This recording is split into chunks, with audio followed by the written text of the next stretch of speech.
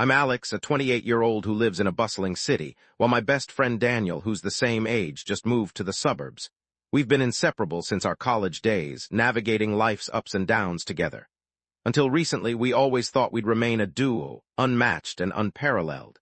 But everything started to change when Daniel met Emily, his now fiancée. Emily, 27, is sweet and charming, the kind of person everyone instantly likes. When Daniel first introduced us, I thought she was great. We started hanging out together, the three of us going to bars, watching movies, doing what friends do. Over time, though, the dynamics shifted.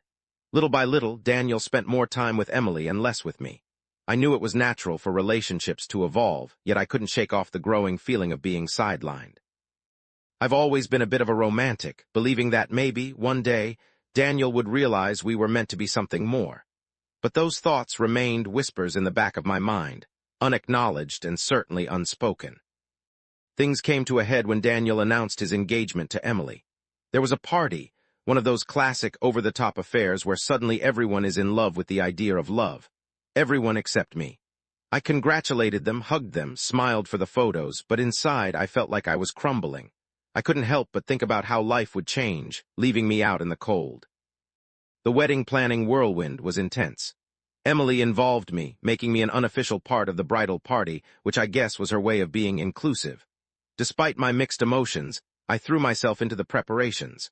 I helped with cake tastings, went to dress fittings, and even found myself trapped in discussions about flower arrangements, all the while wondering if I was helping Daniel drift further away from me. The idea of sabotaging the wedding started as a joke during a wine-fueled night with my work friends. I laughed it off then, but the seed was planted. What if, somehow, I could make Daniel see that this marriage was a mistake?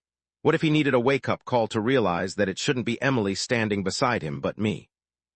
I brushed it aside as a whimsical fancy, yet it lingered. As the wedding date loomed closer, my anxiety grew. It became painfully clear that my life was about to change forever, and I didn't have a say in it. Then, almost by accident, I stumbled into an opportunity that seemed too perfect to ignore. Daniel, Emily, and I were going through their wedding invitations one night when Daniel received an urgent call from work. He left the room, leaving Emily and me to finish sealing envelopes. Emily stepped out to take a call, and there it was, a stack of unsealed invites and a list of addresses. An idea took form in my mind, wild and improbable. What if I rearranged a few things to create just enough chaos to postpone this whole affair? Would a postponed wedding give Daniel time to rethink everything, maybe even reconsider us? After much internal conflict, I thought rearranging a couple of invitations won't hurt anyone, would it? It'll be like tossing a pebble into a pond. There might be ripples, but no real harm. I shifted 2 important addresses, swapping them around. Daniel's cousins who were supposed to bring their grandmother, and Emily's colleagues who were helping with the wedding organization. I reasoned with myself that the mix-up would be small but significant enough to cause a rescheduling. Nobody would get hurt, I'd convince myself, just an inconvenience that might allow for moments of reflection. I sealed the envelopes, heart-pounding, and put them back in the pile. Over the next few days, guilt wrestled with hope in my mind. I oscillated between eagerness for the plan to unfold and worry about the chaos it might cause. I dodged Daniel's calls for a bit, unsure of how to face him, wondering if he'd sent something off. Everything came crashing down faster than expected. When the first RSVP came back incorrectly, Emily was confused. More followed, and then came the frustration. I stuck around, acting clueless about the whole thing, offering to help fix the mix-up. Inside, my emotions were tangled. I felt both triumphant and wretched. Emily and Daniel were clearly distressed. They spent hours on the phone, trying to contact wedding invitees to correct the addresses. The stress levels skyrocketed. I started feeling like I'd crossed a line, my stomach churning every time I thought about facing them. I tried to keep a cool facade, but it felt like everyone could see right through me. During a particularly tense evening, Daniel confided in me, lamenting how everything felt like it was unraveling. He seemed genuinely hurt that their special day could be jeopardized. Seeing his stress ate away at me. This was not what I wanted. The guilt became a constant, pressing weight. Just before I was about to confess, Emily's grandmother, who got the wrong invite, took a fall and injured her leg. She couldn't travel, and her attendance was crucial for Emily's family. Emily was devastated, and the realization hit me like a truck. This wasn't just a pebble, it was a landslide. Update 1.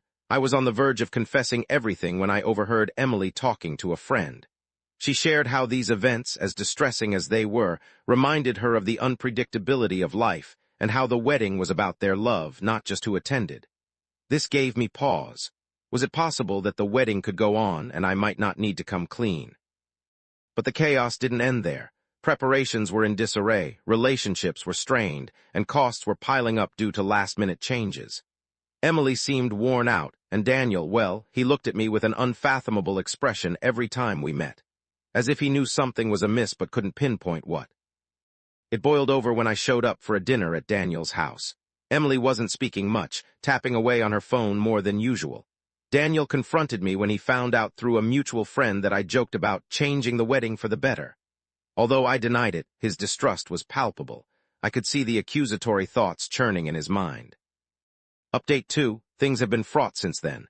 I decided to let the confession simmer in my mind while I tried easing the burden of the damages. I offered my help in contacting more guests and apologized for the initial mail debacle. They were still in the process of saving the wedding arrangements, desperately trying to glue everything back together. I dug myself further, feeling responsible to mitigate any further damage, convincing myself it might redeem me. Then I found out that someone had tipped Emily off. I never found out who, but Emily approached me with a fierce determination in her eyes. She asked point-blank if I'd been behind the mix-up. Her voice was calm but steely, and it wasn't a request for information. It was an accusation backed by certainty. Knowing I couldn't avoid it anymore, I confessed, stumbling over my words, trying to emphasize how I never intended real harm. They stood in silence for what felt like an eternity, Emily with a mix of fury and betrayal, Daniel with deep sadness etched into his features. Emily quietly shook her head, turned around, and left. Daniel just stood there, his eyes searching mine, perhaps hoping to find some semblance of what we used to have. But all he found was the broken trust, lying between us like shattered glass. We haven't spoken since. The wedding went on but was far more subdued than planned. I heard through mutual friends that Emily and Daniel decided to elope instead, avoiding further complications. I wasn't invited to anything, of course, and I doubt I ever will be a part of their life again. I sit here wondering how I turned into this person capable of such betrayal. My intent never matched my actions, but intents don't matter when the damage is done. I thought I was acting out to protect something precious, but all I did was spotlight my own flaws. Now I grapple with loneliness, a self-imposed penalty for my actions. But I can't help but wonder if I was truly wrong to try to recapture what felt stolen from me. The heart is a confusing compass, often leading us astray under the pretense of desire. Daniel and Emily are angry with me, yet here I am, just as hurt and confused. I lost two of the most important people in my life, perhaps irreparably. Am I the asshole,